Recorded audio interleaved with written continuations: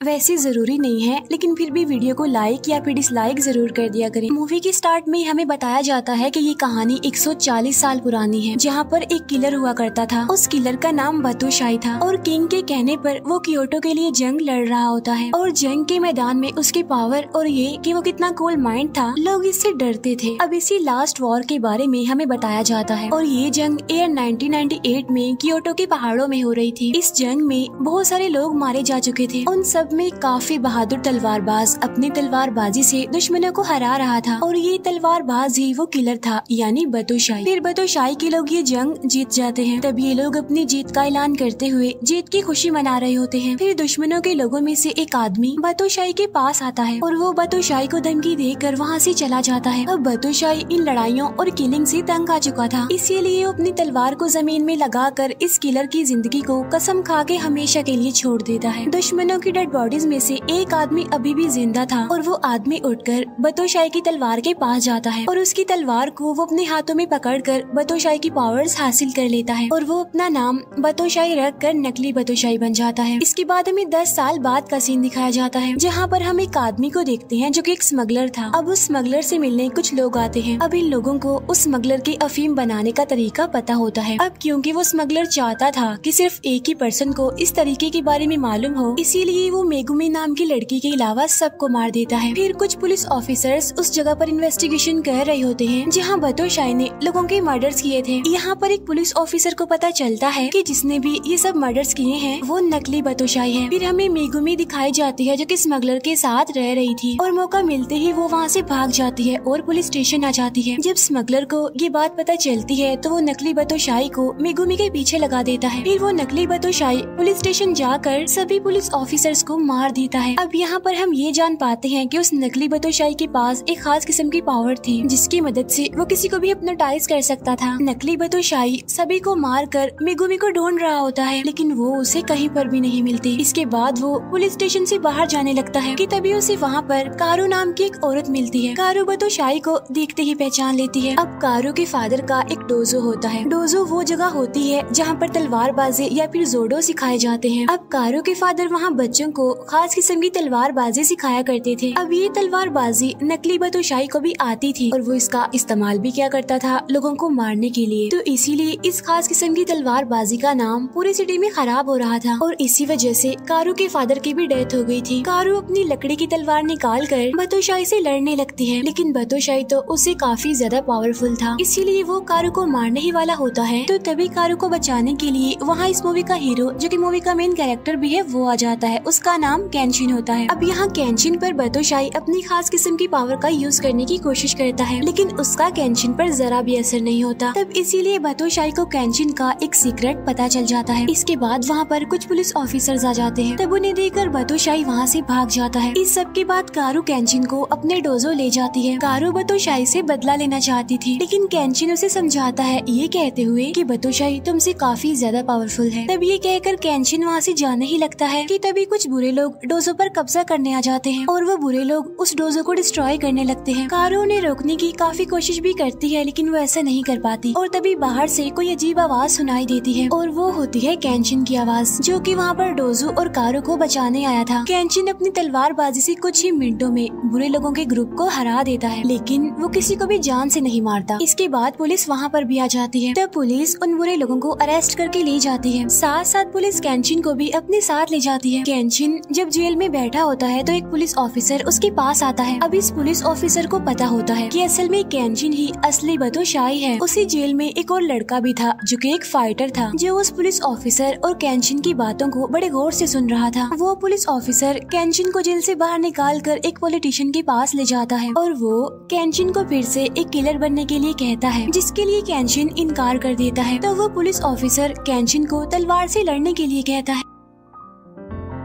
फिर तेज बारिश में वो पुलिस ऑफिसर और केंशिन तलवार से लड़ रहे होते हैं, लेकिन केंशिन उस पुलिस वाले पर अटैक नहीं कर पाता क्योंकि उसने कसम खाई होती है कि वो कभी भी किसी भी इंसान की जान नहीं लेगा, यानी वो किसी को भी जान से नहीं मारेगा। तब ये जानकर वो पुलिस ऑफिसर उसे छोड़ देता है और वहाँ से जाने देता है। तभी हम देखते हैं कि कारू जेल के बाहर केंशिन का वेट कर रही है। अब क्योंकि केंशिन एक ट्रैवलर था, इसीलिए उसके पास रहने के लिए कोई जगह कोई ठिकाना नहीं था। तब कारू इसीलिए उसे अपने साथ रहने के लिए कहती है। इसीलिए वो दोनों डोजो के लिए निकल जाते हैं। डोजो पहुंचकर उन्हें मेगुमी भी मिल जाती है जो स्मगलर से बचकर भाग रही थी। अब क्योंकि मेगुमी के पास भी रहने के लिए कोई जगह नहीं थी तो इसीलिए वो भी इनके साथ ही रहने लगती है। फिर ये तीनों यानी केंशिन, कारू और मेगुमी एक रेस्टोरेंट में खाना खाने जाते हैं और तभी वहाँ पर वो स्मगलर भी आ जाता है। अब उस स्मगलर को केंशिन की बहादुरी और उसकी पावर के बारे में ऑलरेडी पता था, इसीलिए वो केंशिन के पास जाकर उसे अपना प्रोटेक्टर बनने के लिए कहता है। साथ साथ वो उसे कुछ पैसों की ऑफर भी करता है। इसी बीच वही जेल वाला फाइटर आकर स्मगलर का प्रोटेक्टर बनने की ऑफर करता है। वो फाइटर अपनी पावर को दिखाने के लिए केंशिन को फाइट के लिए चैलेंज करता है और यहाँ पर वो ये बात भी रिवील करता है कि असली बादशाही कोई और नहीं बल्कि केंशिन ही है, यानी जिसने 10 साल पहले किसी को ना मारने की कसम खाई थी। अब इन दोनों की लड़ाई होने वाली थी लेकिन केंशिन इस फाइट के लिए इनकार कर देता है। साथ साथ वो उस फाइटर को भी स्मगलर के लिए लड़ने से मना कर देता है और जब उस फाइटर को इस बात का रियलाइज होता है कि केंशिन ठीक कह रहा है तो वो अपने घर चला जाता है। इसके बाद हमें 14 साल पहले की कहानी बताई जाती है जब केंशिन यानी बादशाही फर्स्ट टाइम किलर बना था। उसने अपने एक मिशन पर 4 वॉरियर्स को मार दिया था और नेक्स्ट डे जब वो उन वॉरियर्स की डेड बॉडीज को देखने के लिए गया था तो उसने देखा कि उन वॉरियर्स की फैमिली वाले काफी दुखी हैं, तड़प रहे हैं, रो रहे हैं। तो ये देखकर उसे इस बात का रियलाइज होता है कि वो कितना गलत कर रहा है, लोगों की जिंदगियां छीन रहा है। इसके बाद कहानी वापस से प्रेजेंट टाइम में आ जाती है जहाँ पर हम देखते हैं कि कुछ दिन के बाद स्मगलर का एक आदमी जिसने मास्क पहना होता है वो मेगुमी से मिलने आता है। वो आदमी मेगुमी को लड़ाई के लिए चैलेंज करके वहाँ से चला जाता है। तो मेगुमी देखती है कि अचानक से नेबरहुड के बच्चे बीमार पड़ रहे हैं। तब ये देखकर मेगुमी को थोड़ा डाउट होता है, इसीलिए वो उस जगह का पानी पीती है। पानी पीकर उसे पता चलता है कि उस स्मगलर ने पानी में कुछ मिला दिया है। तब ये बात जाकर वो सारे लोगों को बताती है कि पानी में कुछ मिलाया गया है। इसके बाद वहाँ पर डॉक्टर्स को बुलाया जाता है और सारे हालात नॉर्मल हो जाते हैं। फिर केंशिन और मेगुमी नदी के किनारे बैठे होते हैं। यहाँ पर मेगुमी केंशिन को अपनी स्टोरी बता रही होती है कि किस तरह उसने वॉर के बाद अपनी पूरी फैमिली को खो दिया। वो बताती है कि मेरी फैमिली जंग में ही मारी गई। उसके बाद उस स्मगलर ने मुझे अडॉप्ट करके अपने पास रखा और इसीलिए मुझे मजबूरन ये सब कुछ करना पड़ता है। फिर कुछ टाइम बाद कारू को एक दिन मेगुमी का एक लेटर मिलता है जिसमें मेगुमी ने लिखा होता है कि मैं उस स्मगलर को मारने जा रही हूँ। तब केंशिन मेगुमी को बचाने के लिए स्मगलर के पास जाता है और इसमें उसकी हेल्प करने के लिए वो फाइटर भी जाता है उसके साथ। इसके बाद मेगुमी उस स्मगलर के पास पहुँच जाती है। तब वो समझता है कि शायद मेगुमी हमारे पास दोबारा आ गई है, लेकिन मेगुमी तो यहाँ पर उसकी जान लेने आई थी। मेगुमी अपना नाइफ निकाल कर उस स्मगलर के गले पर रख देती है। तो वो स्मगलर चिल्लाकर अपने साथियों से हेल्प मांगता है। तो वही मास्क पहना आदमी वहाँ पर आकर मेगुमी को नीचे गिरा देता है जिससे उस स्मगलर की जान बच जाती है। उधर केंशिन और वो फाइटर स्मगलर की लोकेशन पर पहुँच जाते हैं जहाँ पर बहुत सारे लोग उस स्मगलर को प्रोटेक्ट कर रहे थे। तब वो दोनों अपनी तलवारबाजी की स्किल से सबको हरा देते हैं, लेकिन इस बार भी वो किसी की जान नहीं लेते। अंदर जाने के बाद उन्हें एक आदमी मिलता है और ये वाला आदमी भी स्मगलर के लिए ही काम करता था। फिर वो फाइटर केंशिन को आगे बढ़ने के लिए कहता है और खुद वो उस आदमी से लड़ने लगता है। केंशिन को आगे बढ़कर वही मास्क वाला आदमी मिलता है और ये मास्क वाला आदमी कोई और नहीं बल्कि वो था जिसने मूवी के स्टार्ट वाली जंग में बादशाही यानी केंशिन को धमकी दी थी। अब यहाँ पर इन दोनों की भी काफी फाइट होती है, लेकिन अपनी कसम को याद रखते हुए केंशिन उसे भी नहीं मारता। केंशिन बस उसके पेट पर मारकर उसे वहीं छोड़कर वहाँ से चला जाता है।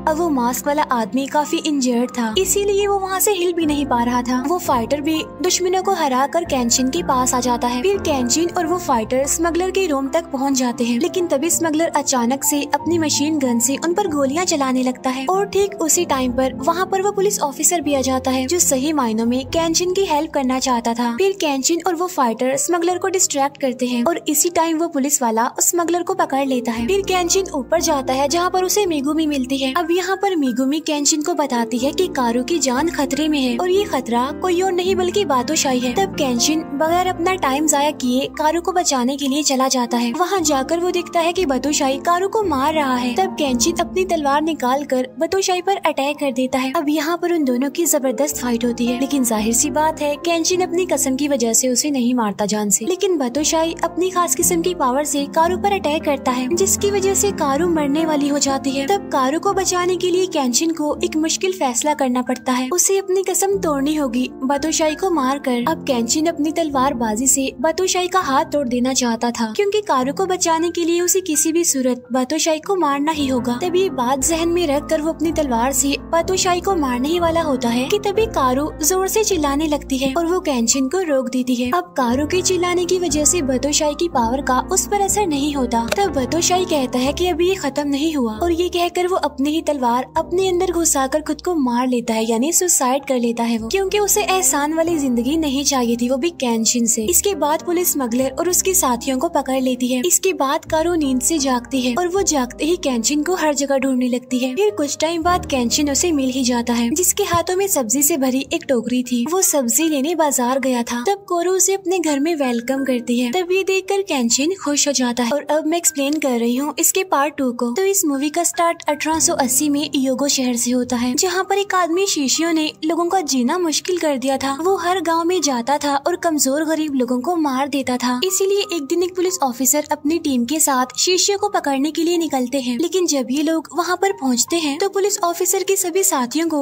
शीशियों का एक खास आदमी मार देता है। तो वो पुलिस ऑफिसर अकेले ही आगे बढ़ के शीशियों की लोकेशन पर पहुँच जाते हैं, जहाँ पर एक रिचुअल चल रहा था। फिर वो पुलिस ऑफिसर शीशियों के पास जाता है। शीशियों उस पुलिस ऑफिसर से कहता है कि तुम्हारे अंदर बहुत हिम्मत है, तुम काफी बहादुर हो, इसीलिए तुम गवर्नमेंट को छोड़कर मेरे साथ शामिल हो जाओ। लेकिन वो पुलिस ऑफिसर इस बात के लिए मना कर देता है, जिस पर गुस्से में आकर शीशियों सभी पकड़े हुए पुलिस ऑफिसर्स को आग में फेंकने लगता है। इसके बाद वो लोग वहाँ से निकल जाते हैं। इसी दौरान हम दूसरी जगह पर केंशिन को देखते हैं, जो अभी भी कारू के डोजो में ही रह रहा था। वहीं पर 2 और लोग भी रहते थे जो केंशिन के दोस्त थे। एक दिन केंशिन को मिनिस्टर अपने पास बुलवाता है। तब मिनिस्टर उसे बताता है कि शीशियों बहुत जल्द इस सिटी पर भी अटैक करने वाला है। और तब वो मिनिस्टर ये बताने लगता है कि शीशियों आखिर कौन है। वो बताते हैं कि असल में कुछ सालों पहले एक जंग हुई थी, जहाँ पर शीशियों गवर्नमेंट का साथ देते हुए लड़ रहा था। और ये लड़ाई जीतने के बाद शीशियों को पता चला कि वो कितना पावरफुल है, तो इसीलिए उसने गवर्नमेंट के साथ ही बगावत की। लेकिन बाद में गवर्नमेंट ने उसे पकड़ लिया और उसे काफी मारने के बाद जलने के लिए वहीं पर छोड़ दिया। लेकिन उस दिन बर्फ काफी ज्यादा गिरी थी, इसीलिए वो बच गया। और बस तब से ही उसने अपनी एक आर्मी बनाई ताकि वो इस गवर्नमेंट को खत्म कर सके और बाद में वो जापान पर राज कर सके। अब यहाँ पर मिनिस्टर चाहते थे कि शीशियों को मारने के लिए केंशिन उनकी हेल्प करे, क्योंकि केंशिन भी कुछ टाइम पहले शीशियों की तरह ही एक काफी बहादुर वॉरियर था। वो इतना बहादुर था कि उसके सामने कोई भी नहीं टिक पाता था। लेकिन केंशिन उनकी हेल्प करने से इनकार करके वहाँ से चला जाता है।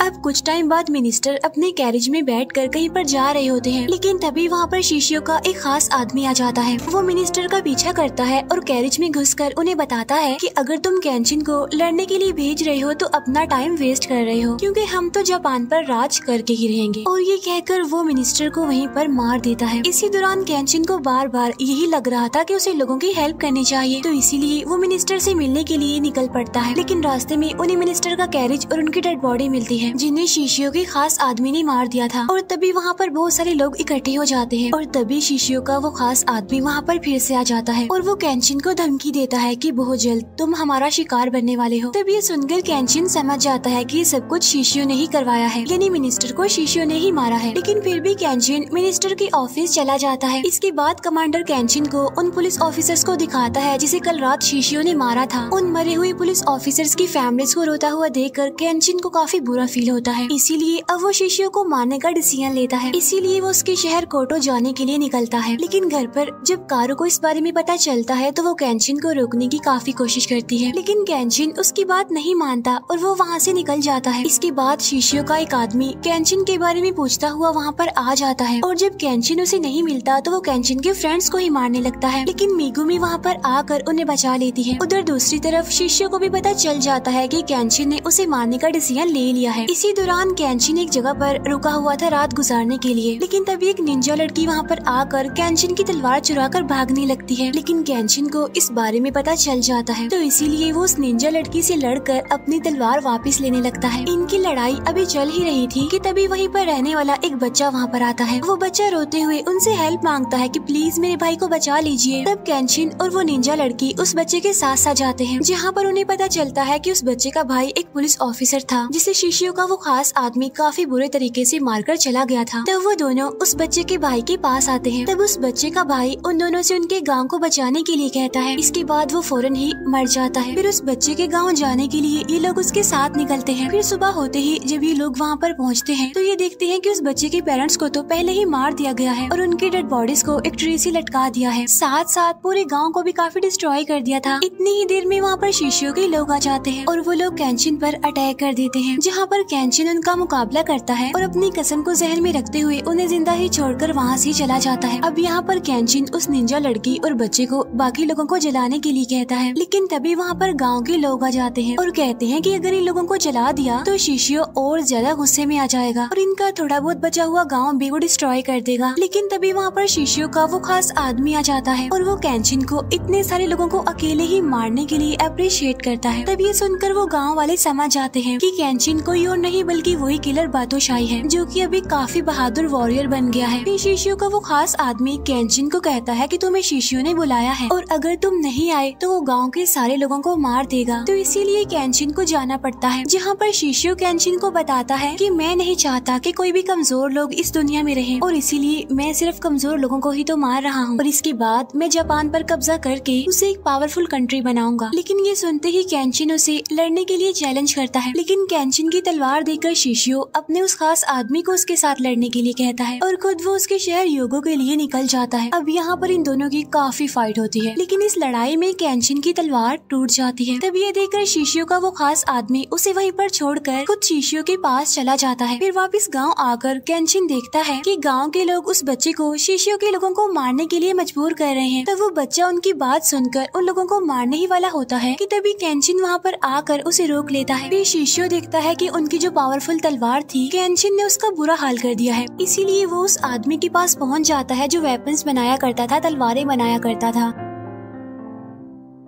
इसके बाद शिशियो अपने खास आदमी से अपने 10 तलवारबाजों को बुलाने के लिए कहता है और वो जापान के सबसे बड़े किलर्स थे, क्योंकि उनके आते ही शिशियो अपना प्लान स्टार्ट करने वाला था। फिर हम केंचिन के फ्रेंड को देखते हैं जो कि उसकी हेल्प करने के लिए जा रहा था, लेकिन वो इंजर्ड भी था क्योंकि उसकी चोटें अभी ठीक नहीं हुई थी, इसीलिए मेगुमे उसे कुछ मेडिसिन देती है। इसके बाद हम केंचिन को देखते हैं जो उस निंजा लड़की की तलवारबाजी से काफी खुश हुआ था। फिर उन दोनों की दोस्ती हो जाती है। वो निंजा लड़की केंचिन को एक ऐसी जगह पर लेकर आती है जहाँ पर वो रात गुजार सकते थे। तभी उस जगह के ऑनर को वो निंजा लड़की बताती है कि ये वही बातोशाही केंचिन है जो कि एक काफी बहादुर वॉरियर है और शिशियो इसे ढूंढ रहा है क्योंकि बहुत जल्द ये शिशियो को मारने वाला है। तब उस जगह का ऑनर केंचिन को बताता है कि असल में मैं भी एक निंजा हूँ, लेकिन नई गवर्नमेंट ने हमारे सारे काम को खत्म कर दिया, इसीलिए मैं अभी ये होटल चला रहा हूँ। और शिशियो का एक खास साथी भी है और वो भी पहले निंजा ही हुआ करता था, लेकिन वहाँ का किंग ये नहीं चाहता था कि निंजा भी वॉरियर्स के साथ मिलकर दुश्मनों से लड़े, क्योंकि वॉरियर्स को ज्यादा इम्पोर्टेंस दी जाती थी, उन्हें ऊपर रखा जाता था। इसीलिए जितने भी निंजा थे उन सबको गवर्नमेंट ने मारना शुरू कर दिया, जिससे वो शिशियो का साथी काफी गुस्सा हो गया और फिर देखते ही देखते उसकी आंखों के सामने सारे निंजा मारे गए। तो तभी से शिशियो के उस साथी ने डिसाइड कर लिया कि वो सबसे बड़े वॉरियर यानी केंचिन को मार कर ही रहेगा, ताकि इस दुनिया को पता चल सके कि निंजा भी किसी वॉरियर से कम नहीं है। तब केंचिन उसे बताता है कि असल में मैं यहाँ पर शिशियो को ही मारने आया हूँ, क्योंकि वो लोगों को बिला वजह ही परेशान कर रहा है। तो वो निंजा इस लड़ाई में केंचिन की हेल्प करने के लिए कहता है। तब केंचिन उसे अपनी तलवार दिखाते हुए कहता है कि मेरी तलवार टूट गई है, तो इसीलिए वो निंजा उसे तलवार बनाने वाले एक आदमी को ढूंढने के लिए कहता है। उधर शिशियो के वो 10 वॉरियर्स यानी वो किलर्स पहुँच गए थे और उन्हें ये बात भी पता चल जाती है कि केंचिन इस सिटी में आ गया है और वो अपनी नई तलवार ढूंढ रहा है। तब यहाँ पर शिशियो समझ जाता है कि केंचिन अपनी तलवार लेने के लिए उसी के पास जाएगा जो यहाँ पर तलवार बनाने का काम करता था, लेकिन वो तलवार बनाने वाला आदमी तो ऑलरेडी मर चुका था। लेकिन केंचिन तो उस आदमी के बेटे के पास जाता है और उसे तलवार बनाने के लिए कहता है, लेकिन उस आदमी ने तो अब तलवार बनाने का काम छोड़ दिया था, तो इसीलिए केंचिन वहाँ से चला जाता है। लेकिन थोड़ी देर के बाद उस तलवार बनाने वाले को पता चलता है कि उसके बेटे को शिशियो के एक वॉरियर ने किडनैप कर लिया है, तो इसीलिए वो तलवार बनाने वाला आदमी केंचिन के पास जाकर उसे हेल्प मांगता है अपने बेटे को वापस लाने के लिए, जिस पर केंचिन उसे बताता है कि मुझे वॉरियर्स वाली तलवार चाहिए जो कि उसी आदमी के पास थी। इसके बाद केंजिन शिशियो के उस वॉरियर के पास जाता है जिसने उस तलवार वाले आदमी के बेटे को किडनैप किया था ताकि वो उस बच्चे को बचा सके। लेकिन शिशियो का वो वॉरियर नहीं मानता, इसीलिए उन दोनों की फाइट होने लगती है। लेकिन तलवार ना होने की वजह से केंजिन हारने लगता है। तब ये देखकर वो तलवार बनाने वाला आदमी आखिरी वॉरियर्स की तलवार लेकर केंजिन को वो तलवार देने जाता है और वो तलवार केंजिन को मिल जाती है, जिसकी वजह से उनकी जबरदस्त फाइट होने लगती है। लेकिन उस तलवार की वजह से केंजिन शिशियो के वॉरियर को मार देता है। लेकिन केंजिन जब तलवार देखता है तो उसे पता चलता है कि ये बैक ब्लेड तलवार है, जिसकी वजह से शिशियो का वो वॉरियर बच गया। लेकिन उनकी लड़ाई के दौरान पुलिस भी वहाँ पर आ जाती है और वो शिशियो के उस वॉरियर को पकड़कर अपने साथ ले जाती है। अब तलवार बनाने वाले आदमी को उसका बेटा भी वापस मिल जाता है। दूसरी तरफ केंजिन के फ्रेंड्स भी इस शहर में पहुँच गए थे। इसके बाद केंजिन देखता है कि उसकी तलवार पर कुछ लिखा हुआ है। तब इस बारे में वो तलवार बनाने वाला उसे बताता है कि ये वॉरियर्स की असली वाली तलवार है, यानी बैक ब्लेड सॉर्ड।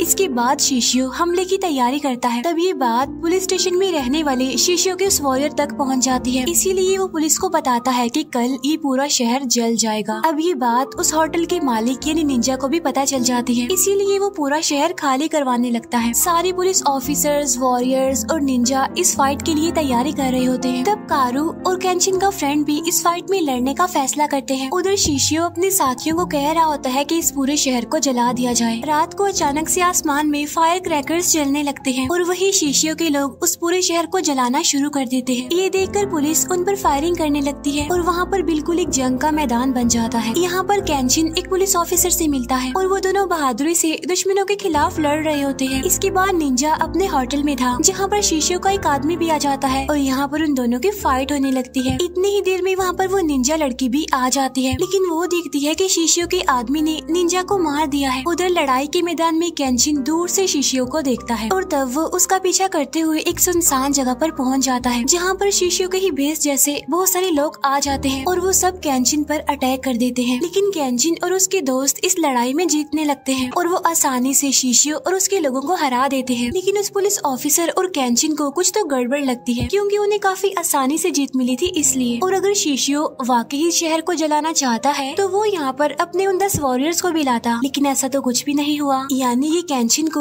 वहाँ पर रखने का एक ट्रैप था। इसी दौरान हम देखते हैं कि केंजिन की फ्रेंड कारू को शिशियो का वो खास आदमी पकड़ कर ले जाता है। तभी केंजिन को पता चलता है कि शिशियो का ये अटैक तो बस शुरुआत है अभी, और उसका अगला टारगेट टोक्यो होगा और अब शिशियो के साथी टोक्यो को डिस्ट्रॉय करने के लिए निकल रहे होंगे। अब वहाँ शिशियो ने भी अपने अगले प्लान के मुताबिक टोक्यो को बम से उड़ाकर पूरे शहर को डिस्ट्रॉय करने का ऑर्डर दे दिया था। अब यहाँ पर केंजिन शिशियो को मारने के लिए निकल जाता है, जहाँ पर रास्ते में केंजिन शिशियो के खास आदमी को भी देख लेता है जो कि कारू को अपने साथ ले जा रहा था, और तब वो शिशियो के उस आदमी का पीछे करते हुए उनके शिप तक पहुँच जाता है। यहाँ पर शिशियो कारू को बांधकर उसे केंजिन के सामने लाता है और अब वो केंजिन को उसके साथ लड़ने के लिए चैलेंज करता है। लेकिन यहाँ पर केंजिन को अपनी फ्रेंड कारू को बचाना था, तो इसीलिए केंजिन फाइट के लिए इनकार कर देता है। इसीलिए शिशियो और उसके वो 10 वॉरियर्स यानी वो किलर्स आगे आते हैं और वो केंजिन के साथ लड़ने लगते हैं। अब यहाँ पर उनकी काफी फाइट होने लगती है। उनकी लड़ाई इतनी ज्यादा हो जाती है कि रुक ही नहीं रही थी। लेकिन इसी बीच शिशियो के लोग कारू को समंदर में फेंक देते हैं। तब ये देखकर केंजिन उनसे लड़ाई रोक देता है और वो कारू को बचाने के लिए समंदर में जाता है, लेकिन इतने तूफान में वो उसे नहीं मिलती। इसके बाद ये सीन यहीं पर कट हो जाता है। फिर हम देखते हैं कि एक आदमी बेहोश केंजिन को अपने कंधे पर डालकर कहीं ले जा रहा था और यहीं पर इसका सेकंड पार्ट भी एंड हो जाता है।